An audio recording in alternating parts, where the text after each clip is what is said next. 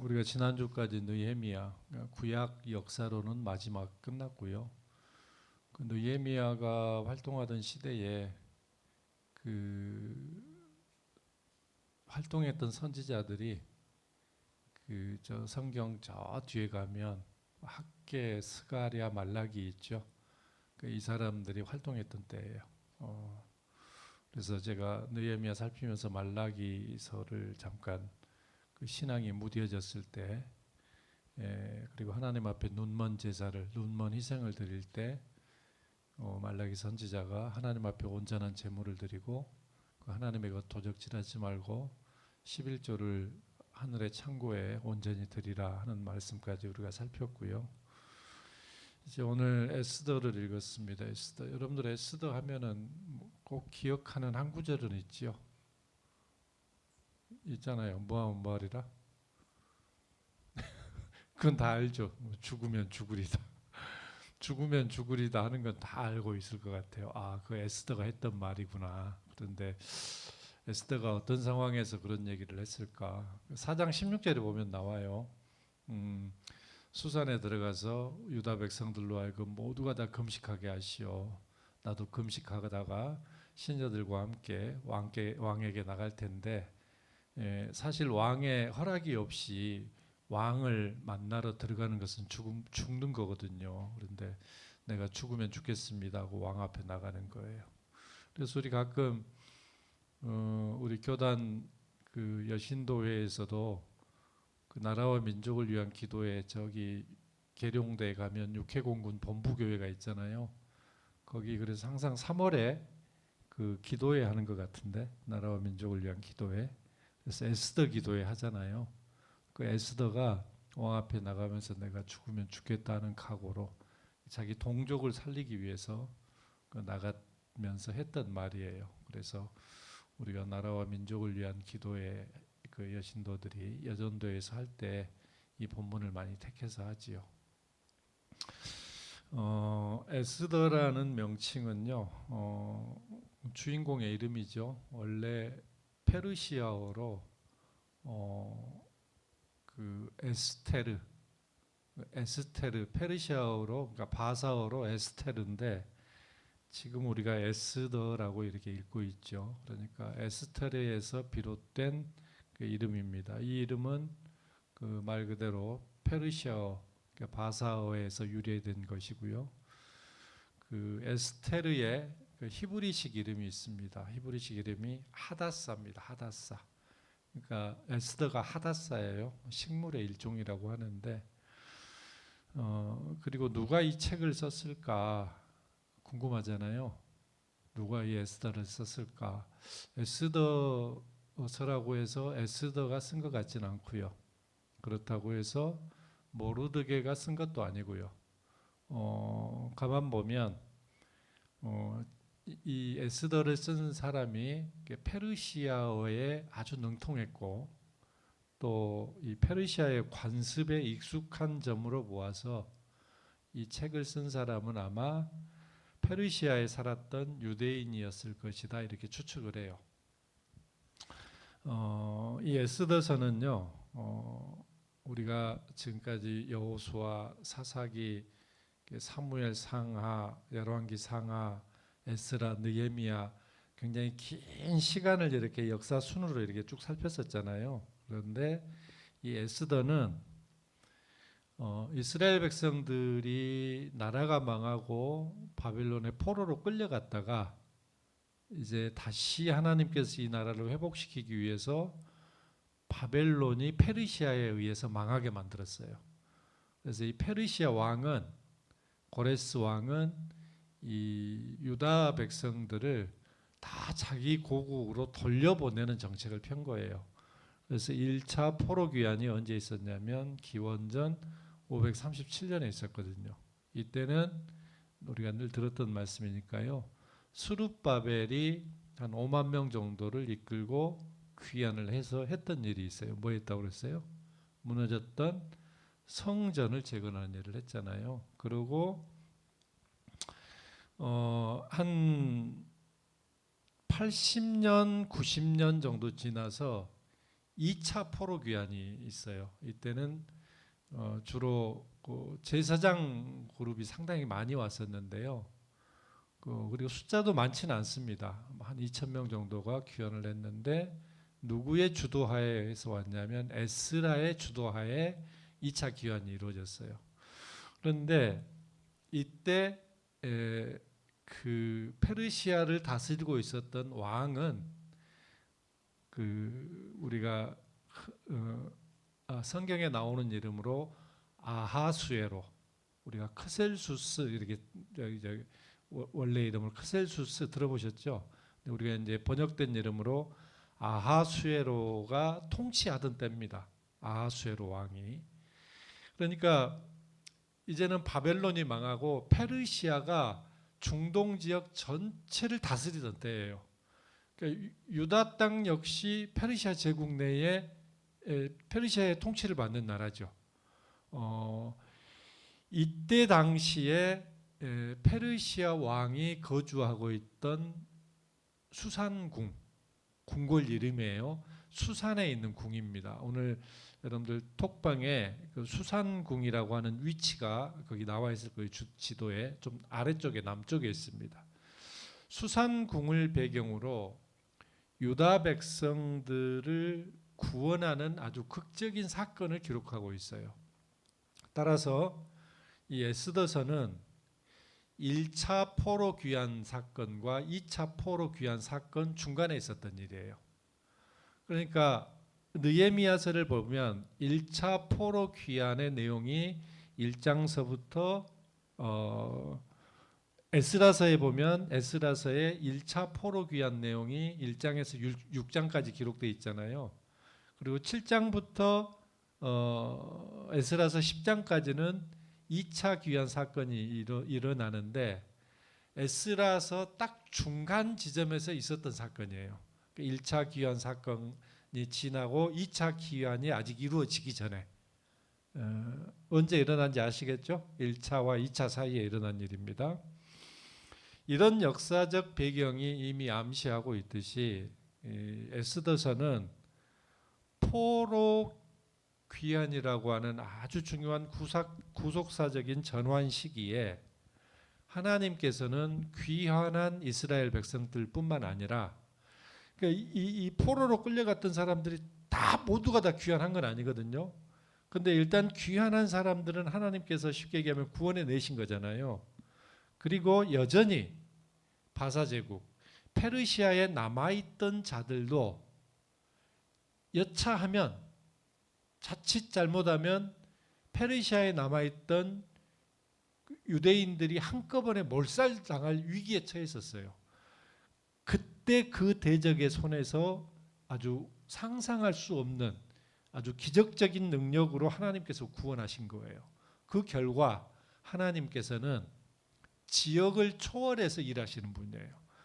그러니까 포로로에서 귀환했던 백성들을 유다 땅에서만 구원해 내신 것이 아니라 여전히 포로로 남아있으면서 몰살당한 위기에 놓여 있었던 페르시아 제국의 포로들, 그들도 함께 구원해 내시는 거예요. 그래서 여러분 우리가 기도할 때 하나님은 편만에 계신다고 하잖아요. 그러니까 하나님은 여기만 계시는 게 아니에요. 하나님은 아주 그냥 편만하게 안 계신 곳이 없어요. 그 시공을 초월해서 일하시는 분이에요.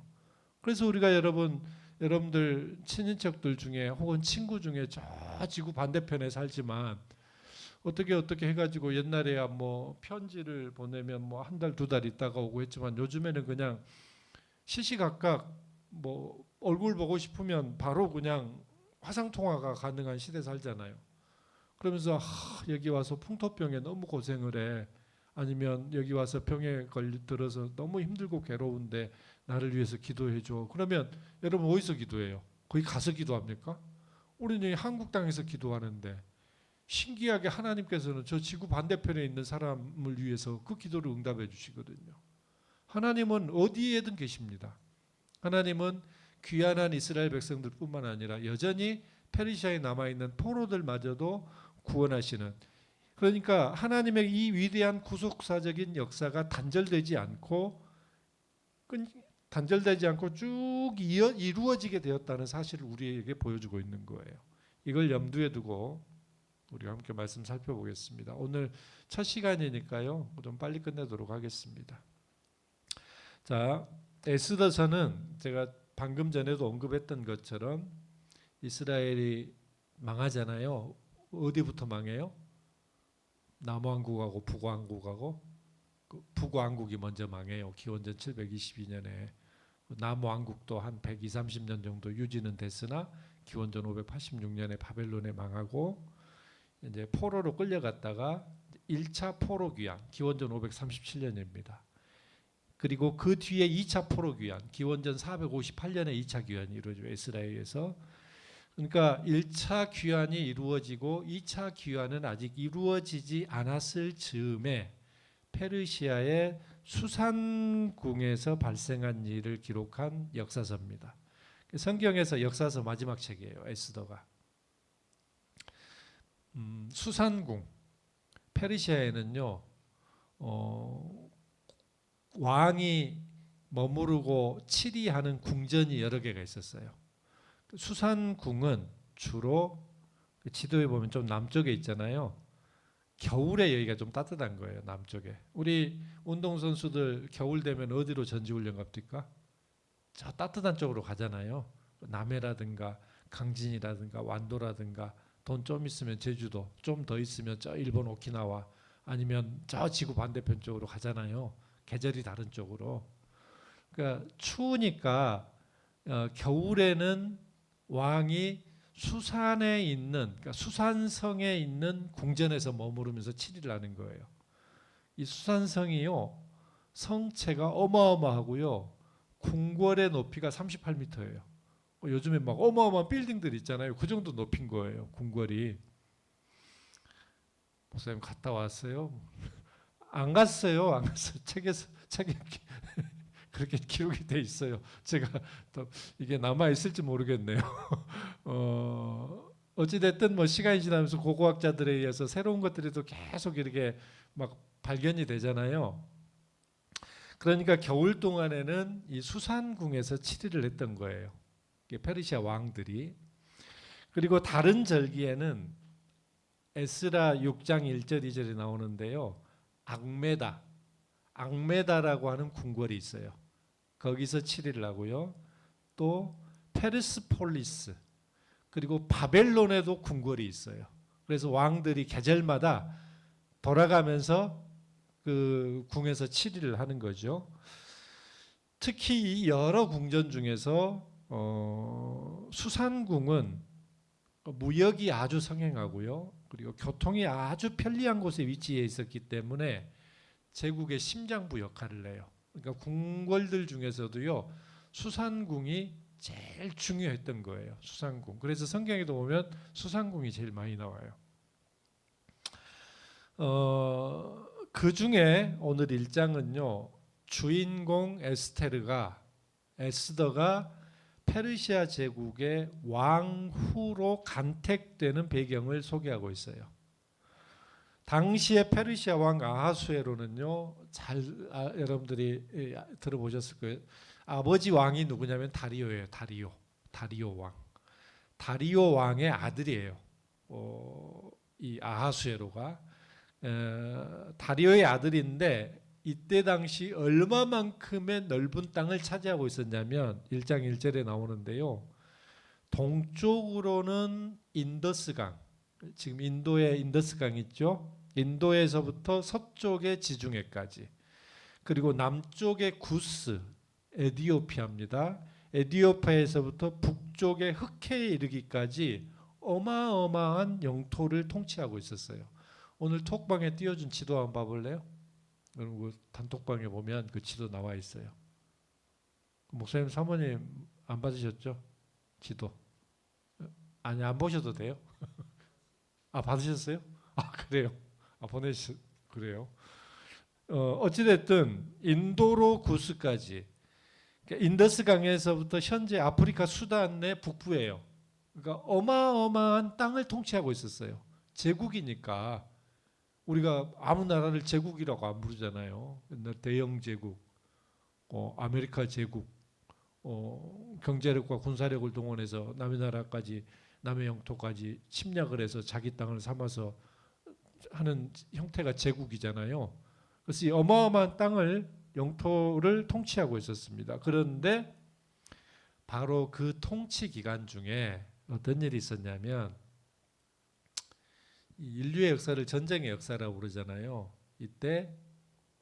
이때도 이제 페르시아 제국은 계속 이제 땅을 넓혀가잖아요. 전쟁을 하잖아. 주변 나라들과 계속. 바벨론도 그렇게 해서 무너뜨렸고. 그런데 저 왼쪽 제일 끝에 그리스가 있어요. 그리스. 우리가 헬라라고 그러잖아요. 헬라. 그리스가 주변 나라들하고 연합을 했어요. 그런데 이때 페르시아의 점령 상태예요. 점령 상태인데 그리스 연합군하고 페르시아하고 전쟁이 2번 있었어요. 그 점령 상태에서. 그때가 언제였냐면 기원전 480년하고 479년이에요. 그런데 페르시아가 졌어요. 페르시아가 그 어마어마한 나라가 그리스 연합군한테 졌다고. 그런데 그리스 연합군하고 바사군 사이에 소위 말해서 살라미스 전투라고 그러는데 이 전투가 벌어졌는데 오늘 1장에 언급되는 아하수에로 왕의 잔치는 기원전 480년에 시작된 이제 싸우려면 원정길을 나서야 되잖아요. 군사들이. 그리스 원정을 준비하기 위해서 군사들의 사기를 진작시키고 그리고 작전 회의와 같은 성격을 지니고 있는 걸로 보여요. 그러니까 전쟁 나가기에 앞서서 군사들의 좀 사기를 좀 높여줘야 되잖아요. 그리고 여러 가지 작전도 좀 세워야 되고 그래서 그걸 기념해서 잔치하고 있는 거예요. 지금 아하수에로가 그리스 연합군하고 전쟁하려고. 그리고 이 잔치는 무려 4절에 보면 180일 동안 6개월 동안 계속됐는데 이걸 보면 당시에 강대국 페르시아가 얼마나 큰 부귀와 영화를 누리고 있었는지를 우리에게 보여주고 있어요. 세상에 나라가 모든 경제 활동을 스톱시키고 180일 동안 어떻게 잔치를 해요? 우리는 연휴를 추석 연휴, 설 연휴 하루만 더 늘어나도 경제에 심각한 타격을 준다고 난리잖아요. 그래서 어떻게 해서든 공휴일을 줄여가지고 막 일시키려고 하잖아. 근데 180일을 잔치를 해요. 당시에 얼마나 바사가 강대한 부와 이 권세를 가지고 있었는가를 잘 보여주고 있죠. 그리고 이런 바사 제국의 위용은 생각해 보세요. 포로로 끌려가 있는 유다 백성들이 생각할 때 어떤 생각 들었겠어요? 사람들이 보통 옛날 생각하잖아요. 와, 우리도 과거에 다윗 왕국 시절에 그리고 솔로몬 왕국 시절에 이런 시절이 있었는데 그런 거 생각하지 않겠어요? 그 남아있는 포로들이 그 옛날 다윗 왕국의 영화를 아마 그리워하게 했을 거예요. 세상에 옛날에 우리도 그랬었는데 나라가 망해가지고 이렇게 포로로 끌려와 있고 하나님께서 또 그 나라를 회복시키기 위해서 포로를 또 귀환을 하기도 했지만 여전히 많은 수의 유다 백성들이 포로로 아직 남아 있거든요. 여기서 난 사람들 가는 것도 쉽지 않아요. 고국으로 가는 것도 차라리 거기에서 뿌리 내리고 사는 게 낫지. 이 사람들 옛날 생각하면서 옛날에 우리 조상 때도 이만한 영토들을 확보하면서 그 광대한 땅을 통치하면서 그 영광을 누렸었는데 하면서 그 생각했을 거예요. 오늘 성경에 보면은요, 여러분들이 보면 메대와 바사와 메대라는 단어가 많이 나올 거예요. 우리가 잘 알고 있듯이 바사는 페르시아를 말하는 거고요. 메대와 바사는요 모두 족속이 같아요. 아리아 족속이에요. 그러니까 종자가 같다고. 아리아 족속이어서 아주 친분이 두터워요. 그런데 메대 왕조하고 바사 왕조가 또 따로 존재를 해요. 그래서 처음에는 메대라고 하는 나라가 힘이 더 셌어요. 같은 아리아 족속이긴 한데 그래서 처음에는 한동안 메대가 바사를 지배했었어요. 그러다가 시간이 지나서 기원전 550년 전후로 해서 바사가 힘이 더 커진 거예요. 그래서 바사가 메대를 흡수한 거예요. 쉽게 얘기하면 바사에 메대가 넘어간 거죠. 그러니까 메대 바사 그러면 우리가 일반적으로 족속이 같기 때문에 같은 나라로 보는데 메대 왕조하고 바사 왕조가 따로 존재를 하는데 처음에는 메대 왕조가 힘이 훨씬 커서 페르시아를 점령을 했었고 나중에는 페르시아가 힘이 더 커져서 메대를 흡수해서 한 왕조로 가는 거예요. 어려운 얘기니까 뭐 그 정도만 하고요. 어찌되었든 우리는 오늘 1절에서 8절 아주 간단하게 읽었는데요. 이러한 내용을 통해서 귀한 교훈을 발견하게 됩니다. 하나는요, 이 아하수에로 왕은 이 페르시아 제국의 엄청난 부와 이 권세를 과시하기 위해서 180일 동안이나 잔치를 열었지만 결국 살라미스 전투에서 기원전 480년에 전쟁이 일어나는데 그 전투에서 그리스 연합군에게 패하고 말았습니다. 상식적으로 보면 이겨야죠. 힘으로 보나 무기로 보나 군사 수로 보나 이겨야죠. 그런데 졌습니다. 사실은 이 페르시아 아하수에로 왕은 전쟁 나가기 전에 자랑하고 싶었겠죠. 우리의 부가 얼마나 큰지, 우리의 힘이 얼마나 센지 나타내고 싶었겠죠. 그런데 누구든지 세상 재물이나 권세를 의지하고 자랑하는 것은 지극히 어리석고 허탄한 처사인 것을 꼭 기억하고 사는 성도가 되기를 바랍니다. 그래서 야고보서 4장 16절에도 이렇게 말하거든요. 야고보 사도가 이제도 너희가 허탄한 자랑을 하니 그러한 자랑은 다 악한 것이라. 따라서 여러분, 우리 그리스도인들은 그리고 하나님의 백성들은, 하나님의 자녀들은 세상에 헛된 것 자랑하려고 하지 말고요. 예수 그리스도의 십자가로 말미암아서 하나님의 자녀가 된 것을 최고의 자랑거리로 삼고 사는 성도 되기를 바랍니다. 우리가 잘 알고 있듯이 갈라디아 교회에 보낸 편지에 갈라디아 사도 바울이 그런 고백하잖아요. 이렇게 말하거든요. 바울이 하는 얘기예요. 그러나 내게는 우리 주 예수 그리스도의 십자가 외에 결코 자랑할 것이 없으니 그리스도로 말미암아 세상이 나를 대하여 십자가에 못 박히고 내가 또한 세상을 대하여 그러하니라. 여러분, 자랑거리가 많죠. 부모들 모이면 자식 자랑하는데 여념이 없고 내가 돈 좀 있다 싶으면 그 재물 자랑하는데 좀 여념이 없고 내가 좀 건강하다 싶으면 내가 이렇게 건강하다고 자랑하는데 좀 여념이 없잖아요. 그런데 여러분, 우리는 돈이 있어서 좀 평안하고 건강이 있어서 좀 평안하고 권세가 있어서 좀 하기는 해요. 그런데 이 조건이 사라지면 우리의 평안도 다 사라져 버리잖아요. 예를 들어서 돈이 주는 평안함이 있어요. 미혹, 체미혹 없어요?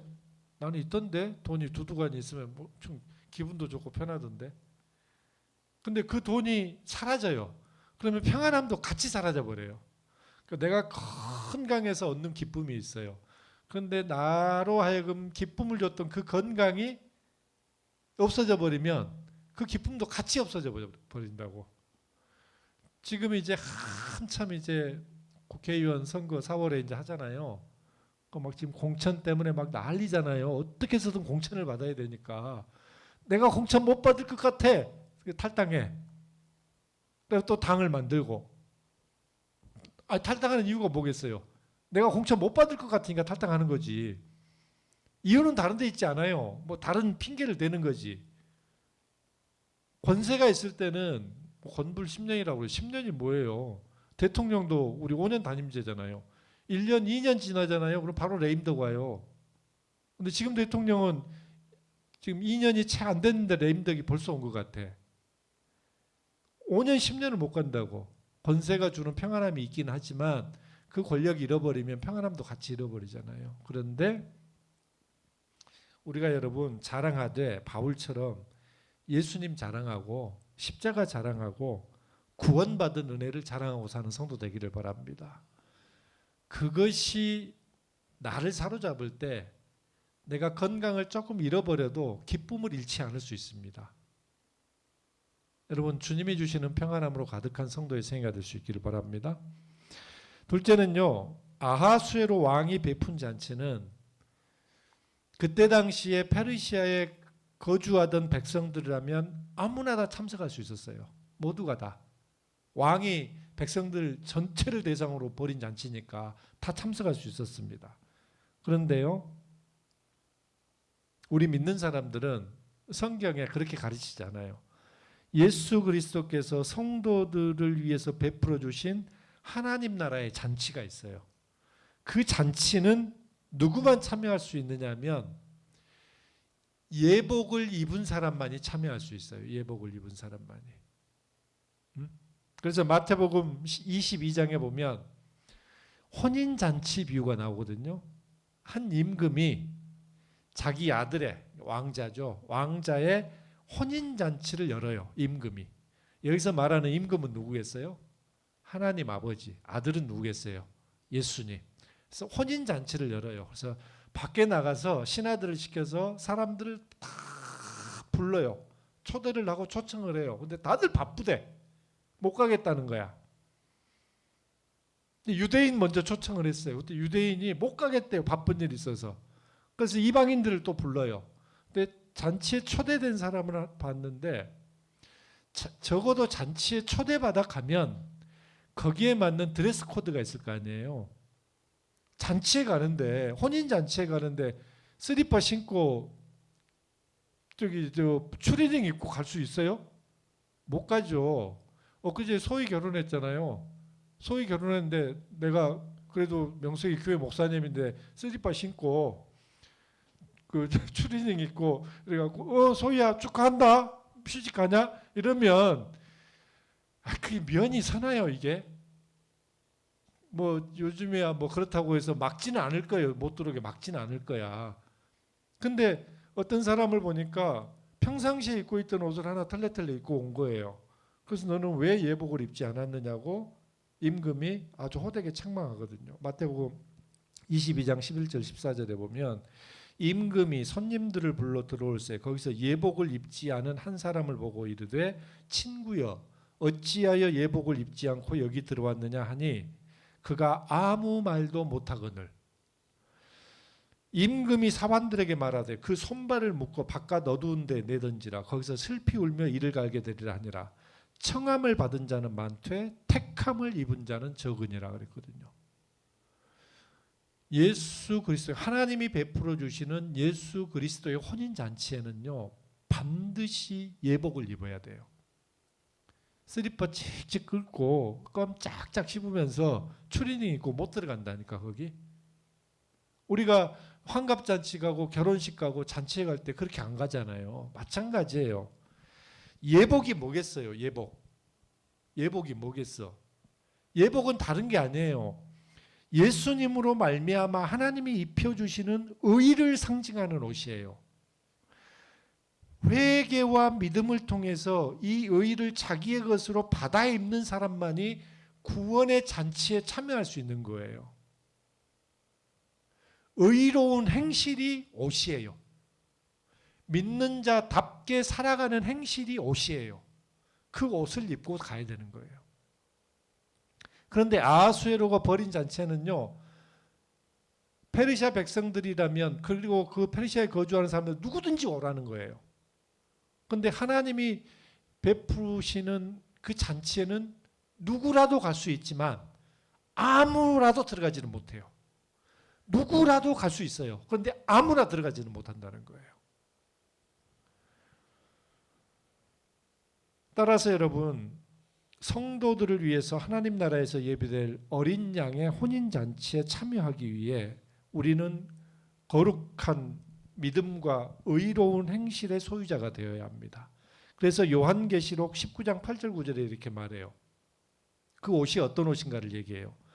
그에게 빛나고 깨끗한 세마포 옷을 입도록 허락하셨으니 이 세마포 옷은 성도들의 옳은 행실이로다 하더라. 성도들이 하나님의 자녀답게 살아가는 옳은 행실이 옷이에요. 옷. 예수 그리스도로 옷 입는 거예요. 그래서 여러분, 우리가 아무라도 교회에 올 수 있지만, 누구라도 교회에 올 수 있지만 아무라도 하나님 나라의 천국 잔치에 참여할 수는 없는 거예요. 그 의의 예복을 입은 자, 회개와 믿음을 통한 의로운 행실의 옷을 입은 사람, 이 사람이 그 구원의 잔치에 참여할 수 있다는 거예요. 여러분 꼭 기억하시기를 바랍니다.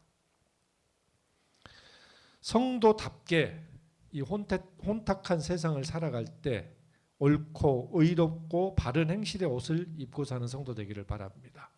지금 우리나라 대한민국이 기독교 국가는 아니지만 그래도 여전히 한때는 뭐 전 국민의 25% 1,000만 명이 그리스도인이라고 했다가 지금은 통계적으로 보니까 한 600만 명 정도, 500에서 600만 명 정도가 그리스도인인 것 같아요.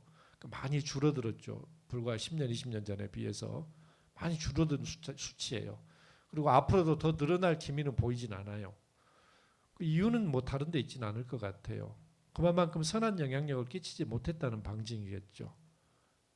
선한 행실의 옷을 입지 못했다는 거야. 교회들이. 성도들이. 그런데 여러분 남은 자들 있잖아요. 남은 자들. 우리 여전히 많이 빠져나갔어도 여전히 남은 자들의 책임이 그래서 큰 겁니다. 하나님께서는 남은 우리들을 통해서 다시 이 나라를 회복시키시고 구원하실 겁니다. 그래서 우리의 마지막 날 하나님이 베풀어 주시는 잔치에 예수 그리스도로 말미암아 하나님께서 입혀주시는 그 예복을 입고 그 잔치에 참여하는, 곧 우리가 죽어서 구원받는다는 얘기죠. 그 잔치에 참여하는 은혜가 함께할 수 있게 되기를 바랍니다. 말씀 정리합니다. 제1차와 2차 포로 귀환 사이 페르시아에 거주하던 유다 백성들의 구원을 다룬 내용을 우리가 살피기 시작했습니다. 당시 아하수에로 왕은 큰 잔치를 벌여서 180일 동안이나 즐겼습니다. 더구나 이 잔치에 페르시아 제국의 백성이라면 누구라도 참여가 가능했지만 우리 그리스도인들은 꼭 기억해야 합니다. 하나님이 베푸신 잔치, 거기에는 반드시 예복이 필요하다. 예복이 필요하다. 그 예복은 다른 게 아닙니다. 예수 그리스도로 옷 입고 성도다운 의롭고 옳은 행실의 옷입니다. 우리 모두가 하나님께서 입혀주시는 예복을 입고 주님께서 베푸시는 혼인잔치, 이 구원에 참여하는 은혜가 함께할 수 있게 되기를 주의 이름으로 기원합니다. 기도하겠습니다. 거룩하신 우리 하나님, 우리가 에스더서를 살핍니다. 말씀 속에서 우리가 하나님을 만나는 은혜가 있게 하시고 우리가 특별히 찬양하고 또 말씀을 듣고 기도하는 가운데 우리의 삶의 곤고한 문제들도 해결이 되고 회복되는 역사가 나타나게 하여 주옵소서. 특별히 우리 마음 가운데 예배를 사모하는 마음이 회복되게 하시고 예배를 통한 하나님의 큰 은혜와 복을 얻고 누리는 성도 되게 하옵소서. 눈이 내리고 추운 날씨지만 남은 한 주간도 우리의 신원을 강건케 하시고 주님과 동행함으로 승리하게 하옵소서. 예수님의 이름으로 기도하옵나이다. 아멘.